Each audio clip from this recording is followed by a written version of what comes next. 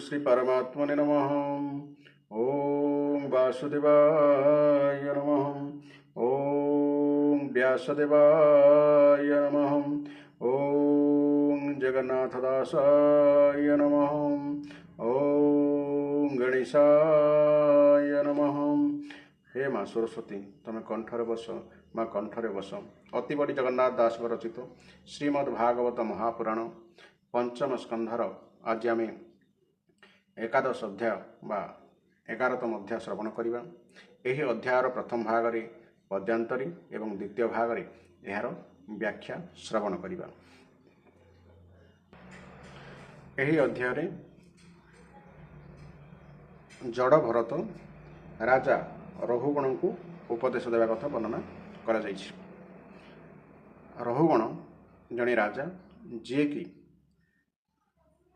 तांकर जणे गुमास्ता नदी कूल थिबा गोटे हृष्टपुष्ट लोकंकु राजांकर पालिंकी बोहिबा कार्य नियुक्त करथिले एवं से पालिंका बोहिबा समय सही हृष्टपुष्ट लोकटी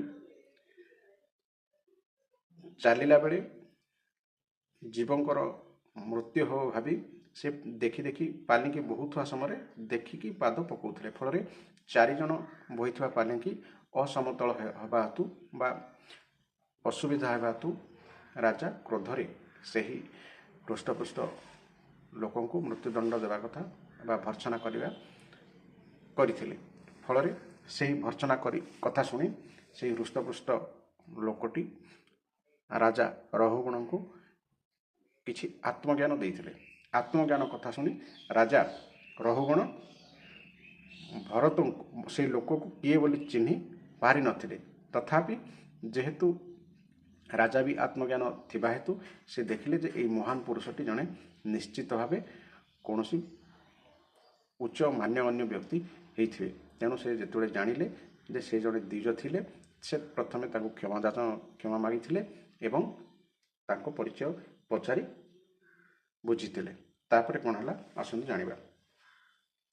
एकादश अध्याय रघुगण को एकादशे जड़ भरत ज्ञान भासी ब्राह्मण उवाच हे नृप शुण सावधाने तुझे कहिलु अनुमाने मूर्ख पंडित दुई मत एकथा अट इचरित तथापि पंडित तु नहु पंडित प्राय कथा कहु के कहा स्वामी के बा भृत्य एमंत जान नरनाथ अज्ञान बसु देखु भिन्न तत्व विचारे सर्वसम अपर शुण हे राजन गृह कर्मरे जेते जन सुकर्म विद्या को आचरे तत्वज्ञान को मने धरे पंडित बोली बाताहारे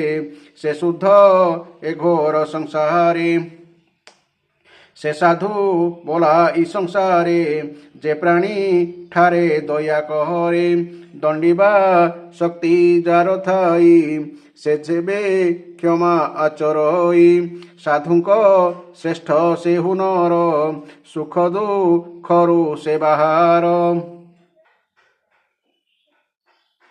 अपर शुण नृपवर अपरे शुण नृपवर जाबंत प्राणी मानकर सत्वर जतम गुणरे मनमो होई दृढ़तरे ताहार गुण अनुसारे प्राणीए कर्म मान करे जे गुण जाहार हुई से गुणे प्राणी प्रकाशई कुशल मंद भाव दुई मध्यम भाव को बहई धरई गुण अनुसारे रूपना मदेह व्यवहारे जे दुख सुख आदि करी लभई कर्म को आवरी देखोए अनित्य शरीर मायार चित आत्मासार क्षेत्रज्ञ भाव कुशे बही सकल ସାକ୍ଷୀ ହୋଇ ରହି ତେଣୁ କହନ୍ତି ବେଦସାର ଗୁଣ ନିର୍ଗୁଣ ଏ ବିଚାର ସଗୁଣେ ପ୍ରାଣୀମାନଙ୍କର ନାନା ବ୍ୟସନର ଆଚାର ନିର୍ଗୁଣ ଭାବକୁ ଯେ ଧରେ ସେ ପ୍ରାଣୀ ଭବ ସିନ୍ଧୁ ତରେ ଘୃତ ପ୍ରଦୀପ ପ୍ରାୟ ହୋଇ ସଗୁଣେ ସଂସାରେ ଭ୍ରମଇ ଦ୍ରବ୍ୟ ସ୍ୱଭାବ କାଳ କର୍ମ ଆଶ୍ରୟ ଅଙ୍ଗ ହେ ରାଜନ ମାୟାର ବଳେ ଏ ସଂସାରେ ପ୍ରାଣୀମାନଙ୍କ ମନହରି କ୍ଷେତ୍ରଜ୍ଞ ଭାବକୁ ଆଚରି ଶରୀର ରହିଛି ଆବୋରି ପ୍ରତ୍ୟକ୍ଷ ଭାବେ କେବେ ଥାଇ କେବେ ବା ପ୍ରାଣୀ ନ ଜାଣଇ ସୁଧ ସୁଧ ଏ ଶରୀରେ ଦେଖଇ ଭୁଞ୍ଜ ଇ ବିକାରୀ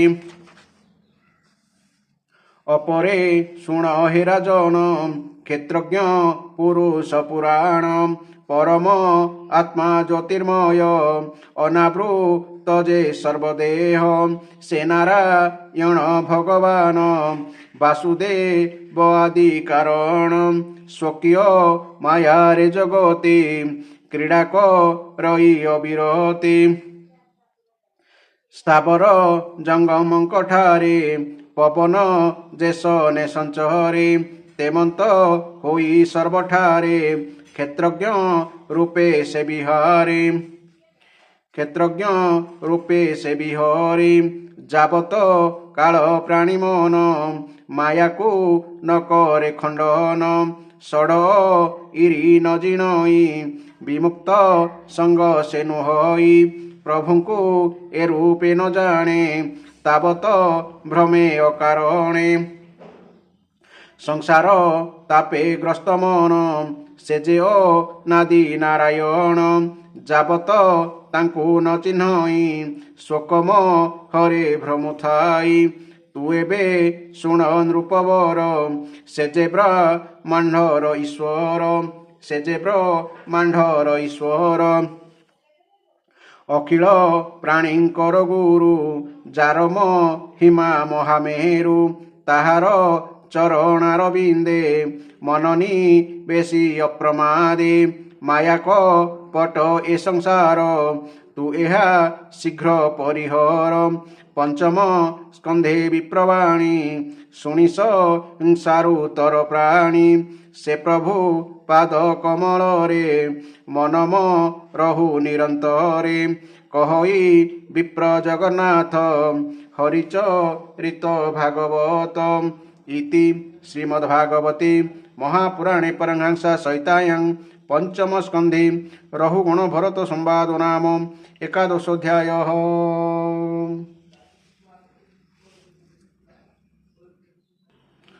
ବର୍ତ୍ତମାନ ଏହି ଅଧ୍ୟାୟରେ ଆମେ ବ୍ୟାଖ୍ୟା ଶ୍ରବଣ କରିବା।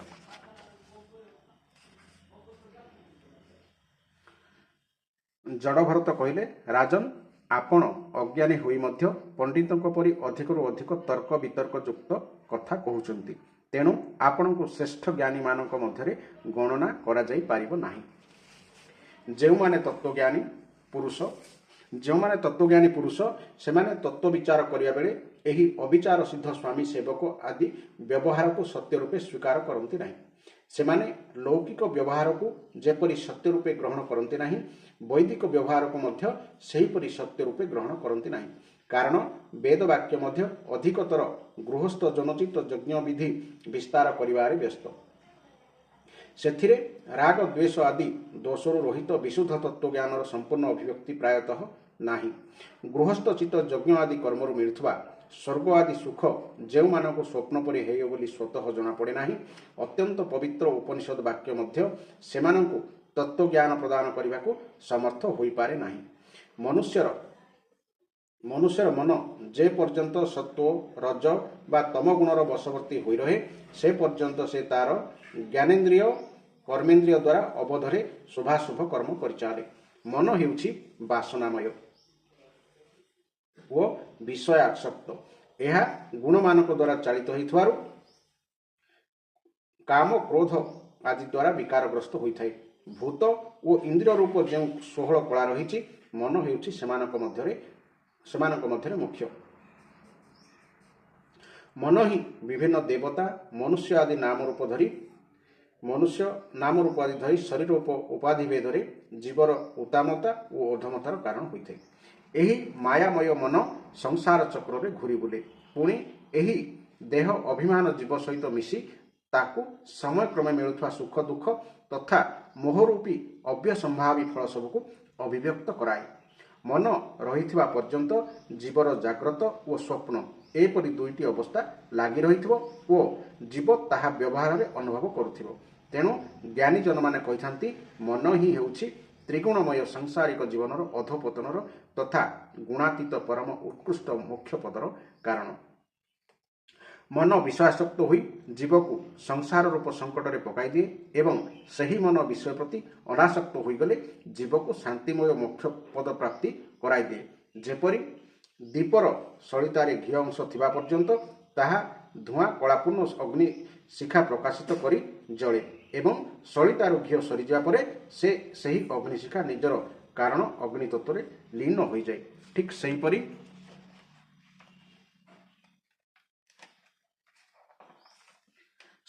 विषय और कर्म मानक आसक्त होई रहिथिबा मन नाना प्रकार वृत्ति मानकर आश्रय नहीं जीव को दुख दिए एवं सबु आसक्ति मुक्त होगले सही मन निजर तत्व लीन हो परमानंद प्रदान करे।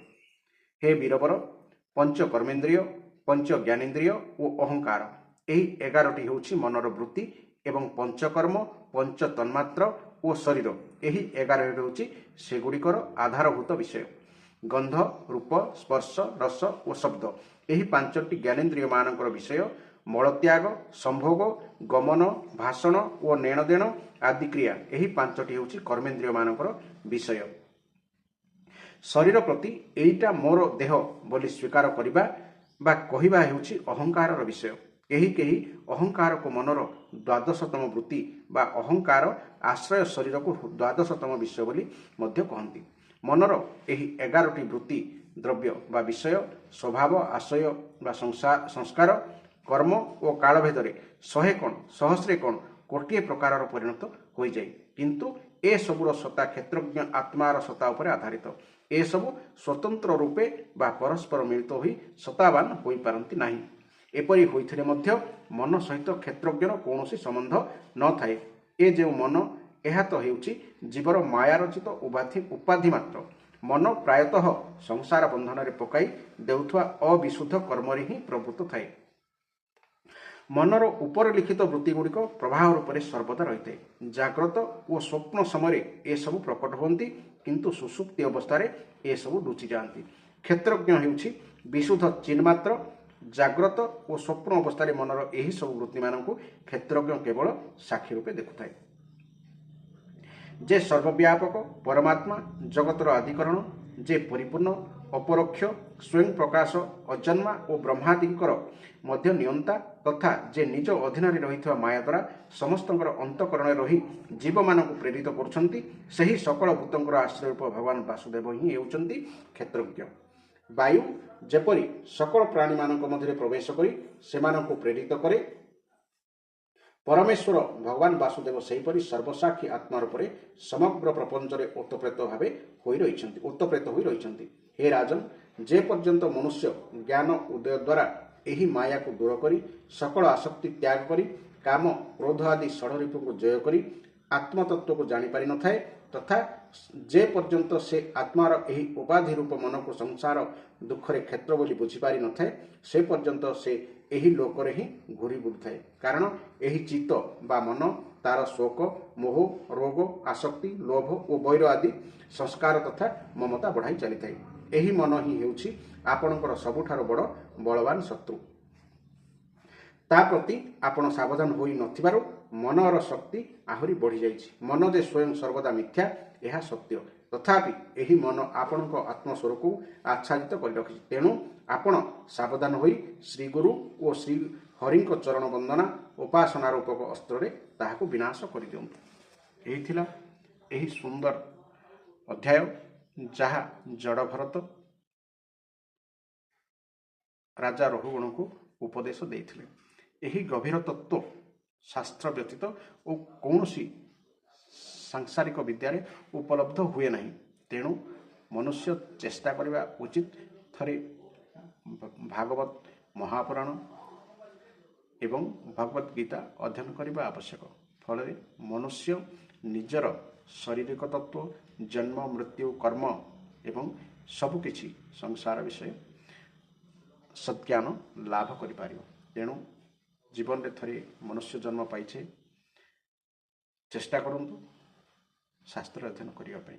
देखिए आपणकर मन केते खुशी हो, चित्त आनंद द्रवित हो। जय जगन्नाथ, जय जगन्नाथ, जय जगन्नाथ।